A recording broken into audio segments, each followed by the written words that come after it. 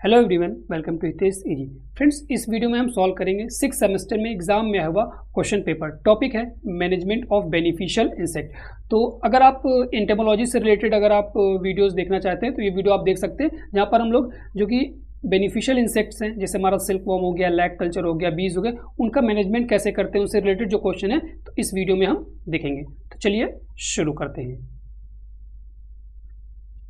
Question number 1, the stingless bee belongs to the family. जो stingless bee है वो डंक रहित मधुमक्खी है, वो किस फैमिली को बिलोंग करती है? बॉम्बेडी, मेलिनोपिडी, एपिडी या एफिडिडी। ठीक है, तो ये जो स्टिंगलेस बी होती है वो किस फैमिली को बिलोंग करती है? एपिडी। ऑप्शन नंबर सी क्या हो जाएगा यहाँ पर? करेक्ट। एक क्वेश्चन और पूछ सकता है कि जो स्टिंगलेस बीज होती है उनको दूसरे किस नाम से जानते हैं? तो मेलिनोपाइन। ठीक है, मेलिनोपाइन्स। ठीक, इन्हें किस नाम से जानते हैं? मेलिनोपाइन्स के नाम से जानते हैं। स्टिंगलेस बी को क्या बोलते हैं? मेलिनोपाइन्स। मेलिनोपिडी फैमिली नहीं है, याद रखना, फैमिली क्या रहेगी? एपिडी। और स्टिंगलेस बी को क्या बोलते हैं? मेलिनोपाइन।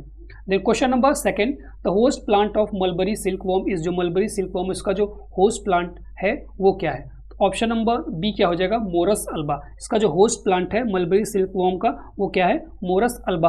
और ये एक मोनोफेगस इंसेक्ट है। ये क्वेश्चन हो सकता है आगे आपसे पूछे, ठीक है, पूछा भी है शायद इसमें। तो इसका होस्ट प्लांट क्या हो जाएगा?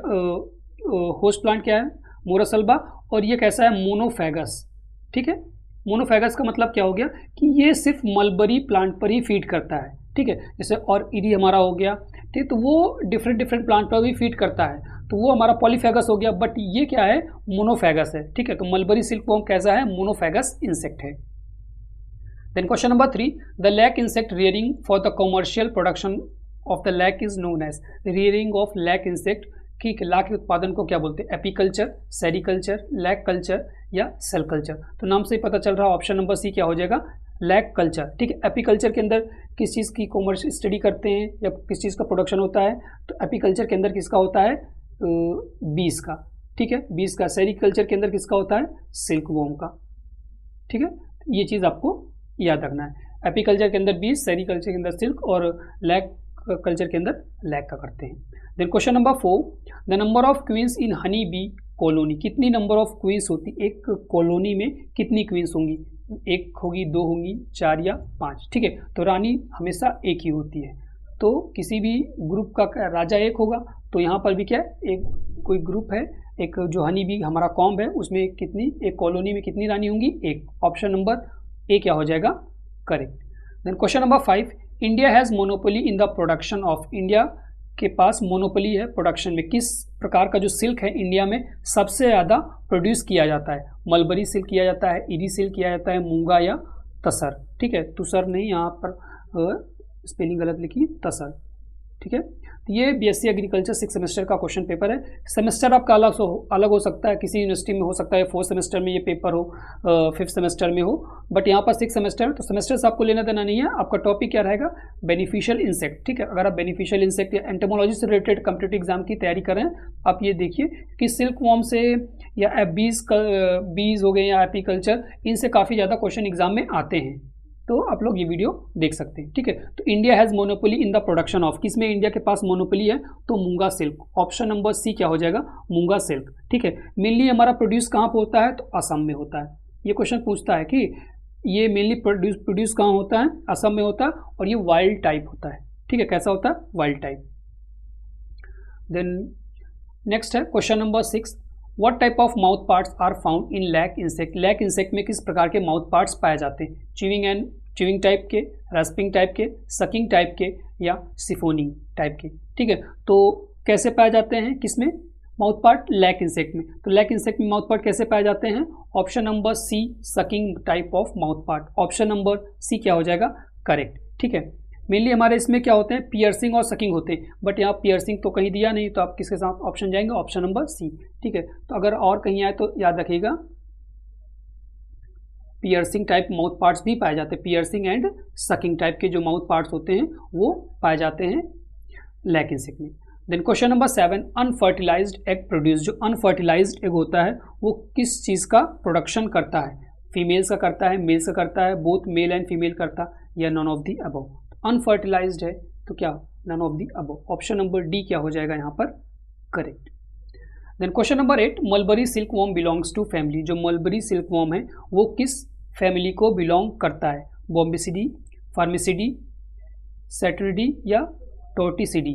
ठीक है, तो मलबरी सिल्क वॉर्म किस फैमिली को बिलोंग करेगा? नाम से पता चल रहा है, बॉम्बिसिडी। ऑप्शन नंबर ए क्या हो जाएगा यहाँ पर करेक्ट। ठीक है फ्रेंड्स, अगर आप किसी भी कॉम्पिटिटिव एग्जाम की तैयारी कर रहे हैं तो आप हमसे पीडीएफ परचेज कर सकते हैं। याद रखिएगा पीडीएफ हमारी पेड पीडीएफ रहेंगी, बट जो कॉस्ट रहेगी एकदम मिनिमम रहेगी। कोई भी एग्जाम ऐसे प्रेजेंट अभी फ्यूचर में भी थोड़े दिन बाद एग्जाम आने वाला है एएचओ का, ठीक है, बिहार जो ब्लॉक हॉर्टिकल्चर ऑफिसर है उसका एग्जाम आने वाला है। तो ऐसे भी हॉर्टिकल्चर से रिलेटेड या एग्रीकल्चर से रिलेटेड कोई भी एग्रीकल्चर में अगर आपका कोई भी एग्जाम है डेयरी टेक्नोलॉजी से रिलेटेड है तो आप हमसे पीडीएफ परचेज कर सकते हैं।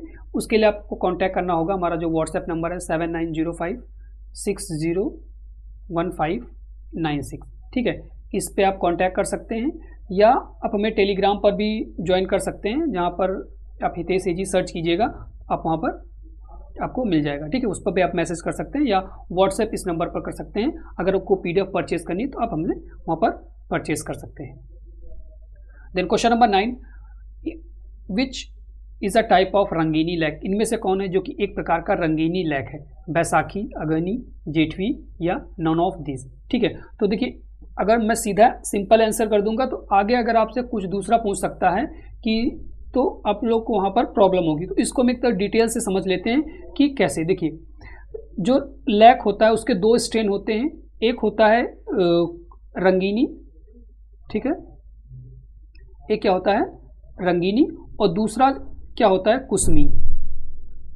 ठीक है, दो इसके जो हमारा लैक होता है इसके दो स्ट्रेन्स पाए जाते हैं, एक रंगीनी और दूसरा कुसमी। ठीक है, अब कुसमी की बात करें तो कुसमी को फर्दर हम लोग क्लासिफाई करते हैं अगहनी, ठीक है, अगहनी और जेठवी में। दूसरा क्या है जेठवी। ठीक है, अगहनी और जेठवी। रंगीनी को फर्दर क्लासिफाई करते हैं किसमें? कटकी में, और एक यहां पर लिखा है बैसाखी। ठीक है, क्या है बैसाखी। ठीक है, तो कुछ क्वेश्चन क्या पूछा है यहां पर, इनमें से कौन है जो कि रंगीनी लैक है? तो ऑप्शन नंबर ए क्या हो जाएगा करेक्ट, बैसाखी। ठीक है, इनमें से कौन है जो कि रंगीनी लैक है? तो कौन हो जाएगा बैसाखी। बाकी अगहनी और जेठवी क्या है? कुसमी टाइप है।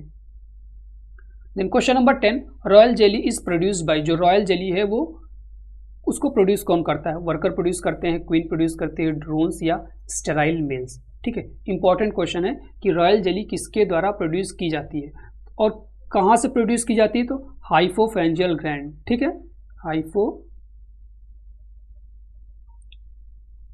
है, हाइपोफैंजियल ग्लैंड्स जो होते हैं वो हमारे क्या सिक्रेट करते हैं? Royal jelly. कौन करता है? वर्कर्स। ठीक है, ऑप्शन नंबर ए यहाँ पर क्या हो जाएगा करेक्ट। ठीक है, जो वर्कर्स होते हैं वो हमारे रॉयल जेली को प्रोड्यूस करते हैं, और जो रॉयल जेली होती है वो हमारी विटामिन बी, विटामिन सी में रिच होती है, बट डिफिशिएंट होती है विटामिन ई में। ठीक है, विटामिन ई उसमें बिल्कुल नहीं पाया जाता है, बट जो विटामिन बी और विटामिन सी होती है वो रॉयल जेली में काफ़ी अच्छी मात्रा में पाया जाता है। एक क्वेश्चन और पूछता है कि जो बी वेनम होता है, ठीक है, वो कौन प्रोड्यूस करता है? तो बी वेनम कौन प्रोड्यूस करता है? वो भी हमारे वर्कर्स ही प्रोड्यूस करते हैं। ठीक है, royal jelly as well bee venom is produced by workers, जिनका काम ही रहता है। ठीक है, देन क्वेश्चन नंबर 11 थोड़ा सा ब्लर है क्योंकि पीडीएफ वैसा हमारे पास आया था। The disease of silkworm is managed only through mother moth examination. कौन सी डिसीज है जिसको सिर्फ हम लोग मदर मूथ एग्जामिनेशन से ही मैनेज कर सकते हैं? ठीक है, ग्रेसरी, फ्लैचरी, पेब्राइन या मस्करडाइन। ठीक है, तो कौन सी डिसीज है जिसको सिर्फ हम मदर मूथ एग्जामिनेशन से ही मैनेज कर सकते हैं? ऑप्शन नंबर सी क्या हो जाएगा पेब्राइन। ठीक है, क्या हो जाएगा पेब्राइन। पेब्राइन डिसीज को हम लोग मदर मूथ एग्जामिनेशन, ये जो टर्म है मदर मूथ एग्जामिनेशन काफ़ी बार एग्जाम में पूछा गया है। ठीक है, जो भी कम्पिटिटिव एग्जाम है या सेमेस्टर एग्जाम है, जब मैं भी सेमेस्टर एग्जाम में था तब ये क्वेश्चन था वहाँ पर। ठीक है, तो याद रखिएगा मदर मूथ एग्जामिनेशन किसके लिए करते हैं? पेब्राइन डिसीज के लिए, जो कि प्रोटोजोआ के द्वारा होती है। नहीं सॉरी, प्रोटोजोआ के द्वारा नहीं होती है, हाँ प्रोटोजोआ के द्वारा होती है। जो मस्करडाइन डिसीज है ये फंगस के द्वारा होती है। ठीक है, थोड़ा सा कंफ्यूज हो गया। जो पेब्राइन डिसीज़ है वो हमारी प्रोटोजोआ के द्वारा होती है, बट अगर बात करें मस्करडाइन की तो ये फंगस के द्वारा होती है। अदर जो दो है हमारी कौन सी, ग्रेसरी एंड फ्लेचरी, ये हमारी वायरस के द्वारा होती है। ठीक है, ये क्वेश्चन काफ़ी बार एग्जाम पूछता है कि पेब्राइन डिसीज़ किसके द्वारा होती है, तो प्रोटोजोअन डिसीज़ है। Pebrine is a protozoan disease. Muscardine fungus और ग्रेसरी एंड फ्लेचरी किसके द्वारा होती है, वायरस के द्वारा। Then question number 12, the month of harvesting of aghani lac crop is. Aghani lac को कब हार्वेस्ट करते हैं, तो ऊपर हमने पढ़ा था क्लासिफिकेशन, ठीक है, कि जहाँ पर हमने कुसमी को क्लासीफाई किया था और रंगीनी लैक को क्लासीफाई किया था। अब यहाँ पर हम देखते हैं इनका टाइम क्या होता है हार्वेस्टिंग का, सभी का देख लेते हैं। ठीक है, तो कुसमी के अंदर हमने क्या पढ़ा था, अगहनी में, ठीक है, अगहनी का, तो अगहनी का जो इनोकुलेशन टाइम होता है वो हमारा होता है जून और जुलाई। ठीक है, जून से जुलाई के बीच में इसको इनोकुलेट करते हैं। अगर इसकी हार्वेस्टिंग की बात करें तो हार्वेस्टिंग हम लोग कब करते हैं, जनवरी से फरवरी के बीच में। ठीक है, इन 2 मंथ में इसकी हार्वेस्टिंग करते हैं। दूसरी बात करते हैं हम लोग जेठवी की। ठीक है, जेठवी की बात करते हैं तो जेठवी हम लोग जनवरी फरवरी में, ठीक है, जनवरी फरवरी में इसको इनोकुलेट करते हैं और हार्वेस्ट कब करते हैं, जून जुलाई। ठीक है, ये हमारी 6 मंथ की क्रॉप्स हैं सभी। उसके बाद अब तो ये हमारा क्या हो गया कुसमी। रंगीनी लैक की बात करें तो ये इसमें 2 हैं, कतकी। ठीक है, कतकी को इनोकुलेट कब करते हैं, जून और जुलाई में। ठीक है, और हार्वेस्ट कब करते हैं, अक्टूबर नवंबर। ठीक है, अक्टूबर नवंबर, ये हमारी 4 मंथ की क्रॉप होती है। ठीक है, ये कितने मंथ की क्रॉप होती है, 4 मंथ की क्रॉप, 4 मंथ की क्रॉप होती है, कौन सी, कतकी। ठीक है, अगर बात करें बैसाखी की, बैसाखी, तो बैसाखी हमारा अक्टूबर से नवंबर के बीच में इसको इनोकुलेट करते हैं और इसका जो हार्वेस्टिंग टाइम होता है ये कब होता है, जून जुलाई। मतलब इसका जो आपका हार्वेस्टिंग टाइम है वो अप्रॉक्स कितना जाएगा, 8 मंथ। ठीक है, ये कितना जाएगा, 8 मंथ। ठीक है, तो जो हमारा रंगीनी लैक है उसमें 2 स्ट्रेन्स हैं, कटकी और टाइप्स पाए जाते हैं। बैसाखी, कटकी का हार्वेस्टिंग मतलब जो पूरा लाइफ साइकिल पीरियड है वो 4 मंथ का, बैसाखी का 8 मंथ का है। ठीक है, then question number 13, nosema disease of honey bee is caused by. जो नोज़मा डिसीज है हनी बी की वो किसके द्वारा होती है, फंगस के द्वारा होती है, प्रोटोजोआ के द्वारा होती है, वायरस के द्वारा या बैक्टीरिया के द्वारा। ठीक है, तो सभी के बारे में डिसीज में जो मेन डिसीज़ें हैं, जैसे बैक्टीरिया से डिसीज़ पूछता है, बैक्टीरिया से जो मेन डिसीज़ होती है, एक होती अमेरिकन फाउल ब्रूड। ठीक है, अमेरिकन फाउल ब्रूड।